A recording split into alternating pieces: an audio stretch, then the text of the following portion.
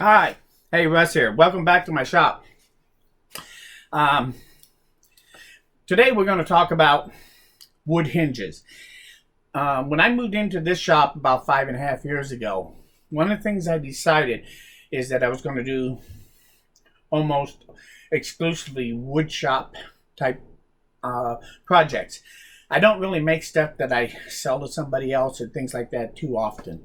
I've made a table or two for my kid and grandkids that needed a desk in their bedroom and things like that. But overall, I just do things that are for the shop. And one of the things I decided 5.5 years ago when I moved in here is I don't want to use factory-made hinges anymore. I make my own hinges. And I do that for just to do it, you know. Anybody can buy the hinges and put them on something, but if you go through this whole big detail and making something, and then you buy these store-bought hinges, I'm sorry, I just don't quite understand it. If you really want that thing to talk and to scream handmade, put wood hinges on it. I guarantee you, no matter how beautiful, how ugly that thing looks, first thing everybody sees is those wood hinges. And it's really pretty awesome, and it doesn't take much practice to learn to do them and do them well. Mostly I do finger joint type hinges, similar to a barrel hinge. But here's an example of what I have done. That's why you're standing right here with me here. We'll go over the other part. I'll show you a couple other examples in a minute. But this one is a big cabinet that stands about 5 foot high. It has a big double door on the front, 3.5 inches wide, with a piece of plywood dadoed into the frame of the door. Nothing fancy, good heavy door, and I got a lot of tools on there. This is the hinge. I have 2 hinges on this door and 2 hinges on this door. As you can see, I use the inside to hang tools and stuff on also, as well as on the outside. So the doors actually carry the weight. These hinges carry the weight on these doors without any problem. And so I really think that they've turned out well. And I've been using this cabinet for about 4 years now or so. And those hinges haven't failed. They open and close nicely.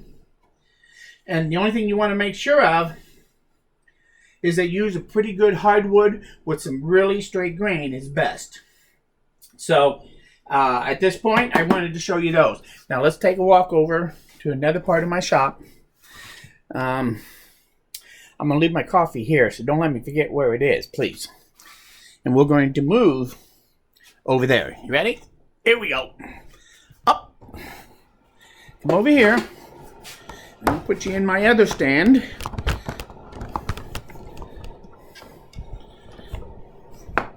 And now, let me start by showing you these hinges. This is my cabinet on my Legacy. And here, right here, I put wood hinges on it right there. And I also have some further down over there. I have some other wood hinges on the end cabinet over there. But this cabinet right here, let me zoom in just a little bit. And these hinges are for this door. And I have these to swing open 180 degrees. And again, it's just a simple finger joint type hinge. I put the pin on a little dowel so I can take it out and I can actually pull that door off without any problem if I need to for some reason. So, but that holds in there and that pivots on them. And that works real well too for a door.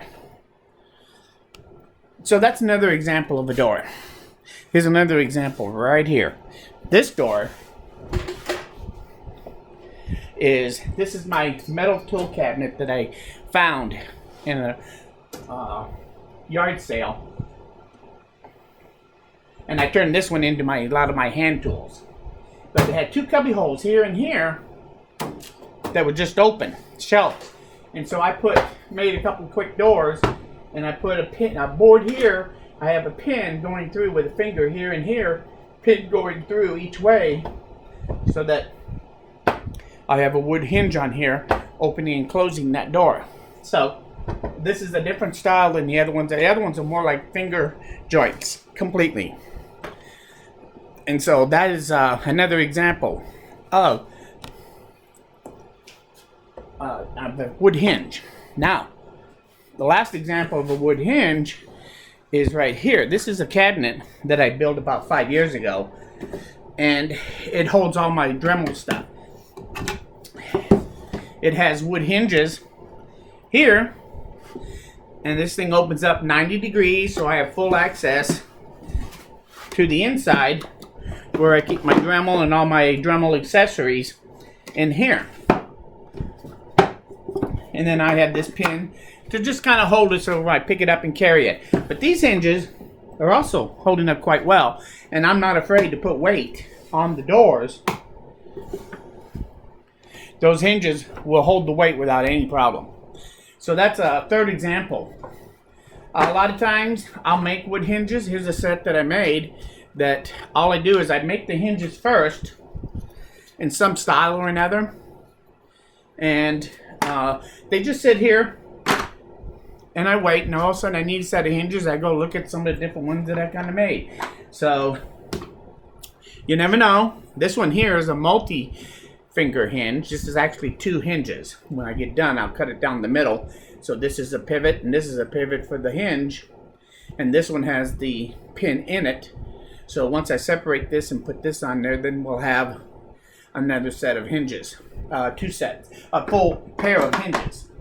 So hinges are something that I really like making, I've learned, and it's really cool. Every time somebody comes in the shop and they see the wood hinges on things, they just they really think it's cool, and I do too. I think wood hinges are very cool. So when you're doing shop projects, why would you want to use store-bought hinges, especially if you're taking the time to make something really, really nice? Go figure. Anyway, the other fetish I have is knobs. Yes, I have plastic knobs, and I still have a bunch of them, but I've also been making a bunch of wood knobs. I made a whole bunch like this. Some of them are done. I epoxied a nut into this one. This one is just waiting for what I'm going to do. This one I put a bolt in it and epoxied it in place so that this is a wing bolt instead of a wing nut. And I use these all the time. This one I made out of wood, out of plywood.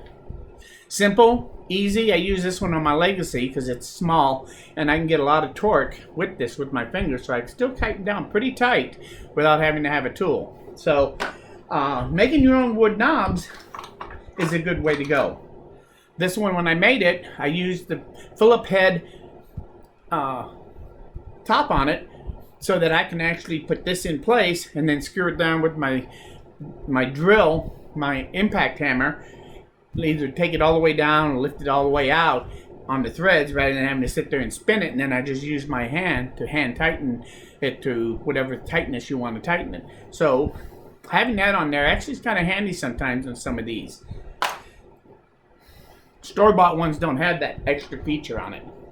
So anyway, this one I made out of MDF. This is I use to hold my tabletop pieces on my Legacy. This is just a T-track bolt that fits that, and this is just a piece of MDF with a nut epoxied in it again, and that's more than enough for me to be able to use this one for a wing nut. And it's a low profile. It's only 3/4 of an inch thick, which I really like, so that I don't have too much thickness. Depending on what I'm doing on my Legacy, sometimes it's better to have this thing as a low profile. So anyway, wood knobs. You should always be making those too if you're making shop projects.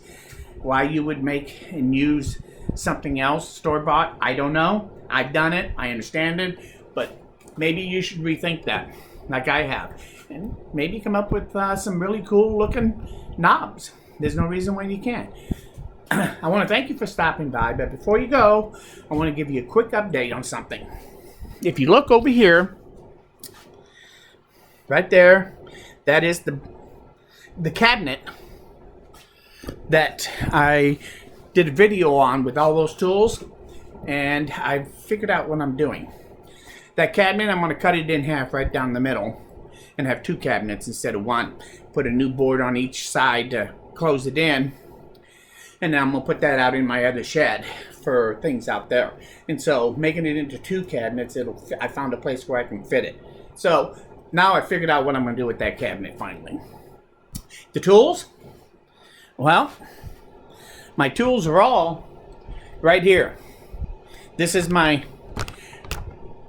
rail system. This was my TV at one time, and I take, and let me move this over here so you can see it. I still have my carving chisels up here on the top, and I put 2 pieces of plywood, one here and one on the back side, and I'm using those as tool walls. I have all my saws and my miter boxes up here on a magnet strip. So all the saws that were in there are up there now. I put a lot of the wrenches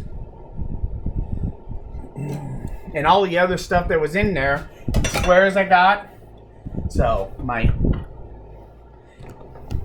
this is where I keep my OTB utility knife. You saw that video, right? Good, good.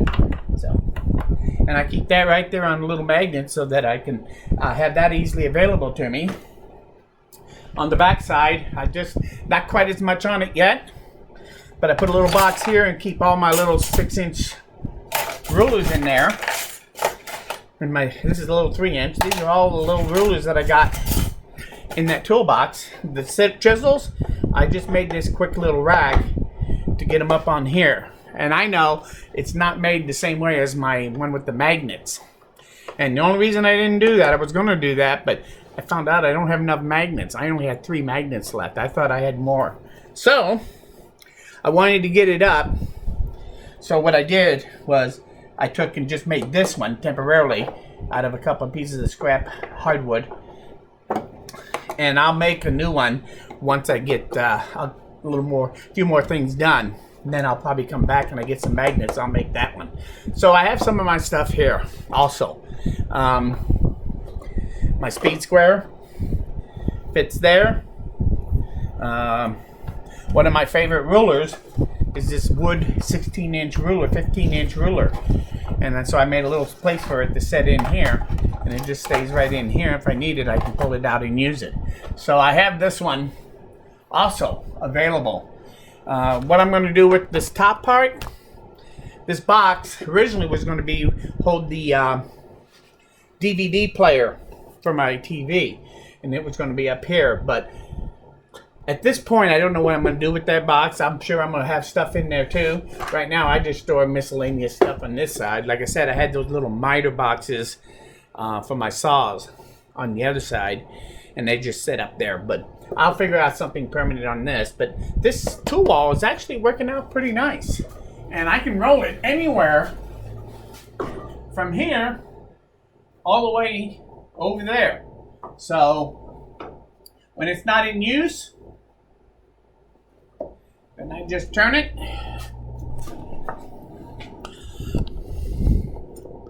And I roll it